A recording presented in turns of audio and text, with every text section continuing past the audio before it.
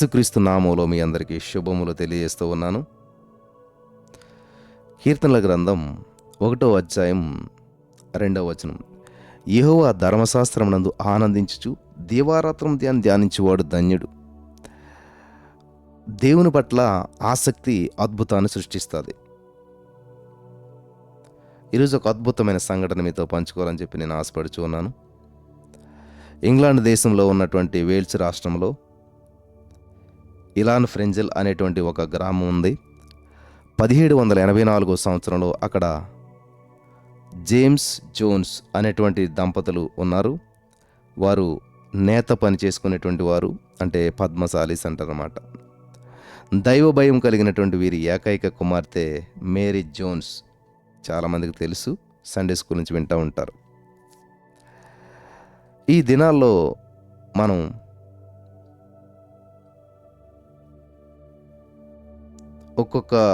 ఒక్కొక్కరు కూడా బైబిల్ను స్వల్ప ధరలో కొనుక్కునేలాగా ఎక్కడ పడితే అక్కడ బైబిల్ హౌసెస్ వచ్చాయి. ప్రతి వారి చేతిలో చాలా బైబిల్స్ ఉంటా ఉన్నాయి. అరుదుగా దొరికేస్తూ ఉన్నాయి. కానీ ఆ దినాల్లో బైబిల్ కొనుక్కోవటం అనేటువంటి అరుదు. అది దొరికినప్పటికీ మరి మేరీ యొక్క తల్లిదండ్రులు లాంటి పేద సామాన్యులైన వారికి డబ్బు ఇచ్చుకొనటం వీలుండేటువంటిది కాదు. చిన్నపిల్లగా ఉండినప్పటి నుంచే మేరీకి బైబిల్ అనేటువంటి ప్రాణం. బైబిల్ అంటేనే దాన్ని చదవటాకే ఇంటింటికి 2 మైళ్ళు దూరంలో ఉన్నటువంటి ఈమె తల్లిదండ్రులకు తెలిసినటువంటి ఒక ధనవంతుని ఇంటికి వెళ్ళేది. తన బడిలోనూ ఆ సబ్బాతు బడిలో బైబిల్లో సత్యాలను గొప్ప ఆశతో నేర్చుకునేటువంటిది. ఎన్నో అధ్యాయాలను కంఠతం చేసేటువంటిది. మేరీ తన కొరకు ఒక బైబిల్ కొనుక్కోవాలని చెప్పి తనకు దొరికిన డబ్బంతటిని కూడా వ్యర్థంగా ఖర్చు చేయకుండా ఒక గల్లాపెట్టులో జాగ్రత్తగా కూడబెట్టుకుని దాచుకున్నది. తన ఇంట్లో ఉన్నటువంటి కోళ్లను జాగ్రత్తగా చూసుకునేటువంటిది. ఆ కోళ్ళు గుడ్లు పెడితే ఆ గుడ్లన్నీ అమ్ముకున్న తర్వాత మరి వచ్చినటువంటి డబ్బులు, అలాగే ఇతరుల ఇంట్లో ఉన్నటువంటి కోల్డ్ ఫామ్లో చిన్న చిన్న పనులు చేయటం ద్వారా వచ్చినటువంటి డబ్బులు కూడా కూడబెట్టి దాచుకునేది. ఇలాగ 6 సంవత్సరాలు కూడబెట్టినటువంటి ధనంతో ఒక కొత్త బైబిల్ కొనుక్కోగలిగేటువంటి స్థితికి వచ్చింది. మేరీ చాలా సంతోషంతో నిండిపోయింది. 6 సంవత్సరాల్లో మరి బైబిల్ కొనుక్కోవడానికి అవసరమైనటువంటి డబ్బులు మరి ఇచ్చినందులకై దేవుని కృతజ్ఞతతో స్తుతించింది.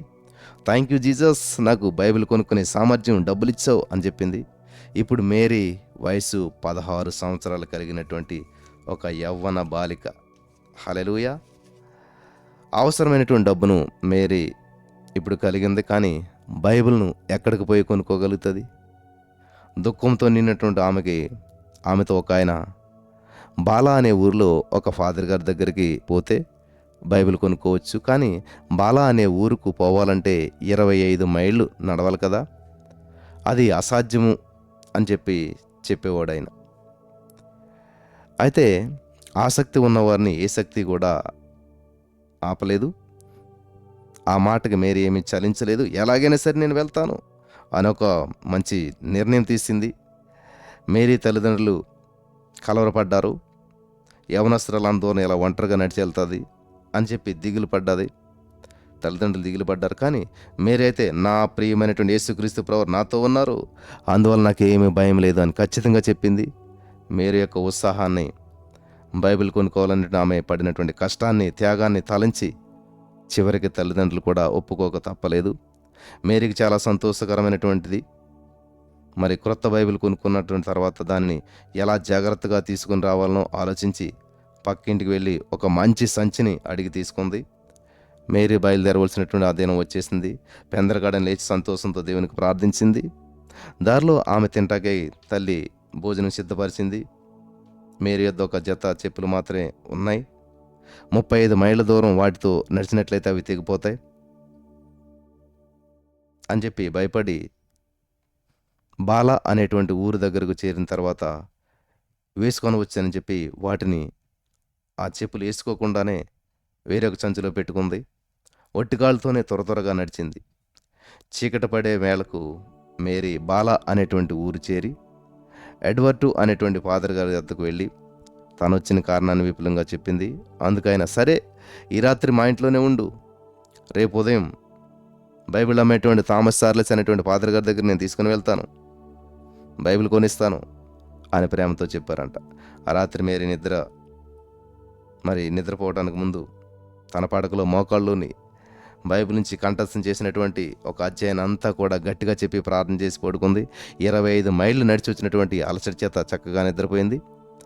Next day morning Edward father గారు మేరీన్ థామస్ ఫాదర్ గారిని ఇంటికి తీసుకుని వెళ్ళాడు. యవనస్తురాలు ఇలాన్ ఫ్రెంజిల్ అనేటువంటి గ్రామం నుంచి ఒక కొత్త బైబిల్ కొనుక్కోవాలని 25 మైళ్ళు నడిచి వచ్చిందండి అని చెప్పారు. అలాగా, చాలా సంతోషం అని చెప్పి మేరీ యొద్ద ఆమె తల్లిదండ్రుల గురించి, మేరీ యొక్క బైబిల్ జ్ఞానం గురించి కొన్ని ప్రశ్నలు అడిగి ఆమెను పరీక్షించారు. మేరీ చాలా భయంతో సిగ్గుతో అడిగినటువంటి ప్రశ్నలన్నిటికీ కూడా జవాబు చెప్పేసింది. 6 సంవత్సరాల త్యాగంతో ఎన్నో కష్టాల మధ్య ఎలా డబ్బు కూడబెట్టుకుందో, తన ఆ పేద కుటుంబాన్ని గురించి, ఇప్పుడు తాను 25 మైళ్ళు ఒంటరిగా నడిచి వచ్చినటువంటిది అంతా కూడా చెప్పటంతో ఫాదర్ గారి మనస్సు కరిగిపోయింది. ఈ అమ్మాయికి బైబిల్ మీద ఉన్నటువంటి గొప్ప ఆంచి చూసి చాలా ఆశ్చర్యపోయాడు. కొద్దిసేపు అలాగే మౌనంగా ఆలోచనలో పడిపోయాడు. మేరీ ఆతృతతోనూ భయంతోనూ ఏమి చెప్పవచ్చున్నారో, బైబిల్ దొరుకుతుందో లేదో అని చెప్పి ఆలోచిస్తూ ఫాదర్ గారి వైపే చూస్తూ ఉంది. ఆ కొద్ది నిమిషాల మౌనం ఆమె భరించలేకపోయింది. మనస్సులో ప్రార్థన చేసుకుంటూ జవాబు కొరకు ఎదురు చూస్తూ ఉంది. కొద్ది నిమిషాలు అయిన తర్వాత ఫాదర్ గారు ఎడ్వర్డ్ గారితో, ఇప్పుడు ఈ అమ్మాయికి ఒక బైబిల్ ఇవ్వగలిగిన స్థితిలో మనం లేము, మనకు చాలా విచారంగా ఉంది. కొద్ది మందికి బైబిల్ ఇస్తానని చెప్పి ముందుగా వాగ్దానం చేశాను, వారికి ఇవ్వటానికి మాత్రమే కొన్ని బైబిల్ నా దగ్గర ఉన్నాయి, నేనేమి చేయటకు వీల్లేదు అని దుఃఖంతో చెప్పారు. మేరీ ఈ మాటలను భరించలేకపోయింది. తానెక్కడ ఉన్నదో మర్చిపోయి బోరుని ఏడవటం ప్రారంభించింది. ఆ ఏడుపుని ఇంకా ఆపలేకపోయింది. బైబిల్ లేకుండా ఇప్పుడు నేను తిరిగి 25 మైళ్ళ దూరంలో ఉన్నటువంటి నా ఇంటికి ఎలా వెళ్ళాలి, ఖాళీ చేతులతో నడిచిపోవాలా, ఎలా వెళ్ళగలుగుతాను అనేటువంటి ఆలోచనలు తలంచలేక, అది భరించలేక గొళ్ళుమని ఏడవటం ప్రారంభించింది. తన 2 చేతులతో ముఖం కప్పుకుని ఏడ్చింది. ఈ దృశ్యం నిజంగానే థామస్ గారి హృదయాన్ని కరిగించేసింది.